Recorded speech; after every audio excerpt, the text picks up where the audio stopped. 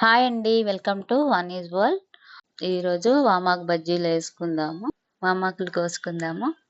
First ఈ ఆకులు వాటర్లో వేసుకొని కూడా మరలబెట్టి తాగితే చాలా మంచిదండి. దగ్గు జలుబులు రావు.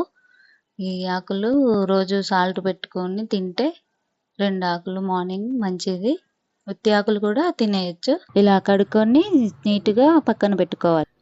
1 కప్పు శనగపిండి తీసుకోవాలి. అందులో 1 టేబుల్ స్పూన్ బియ్యం పిండి వేసుకోవాలి.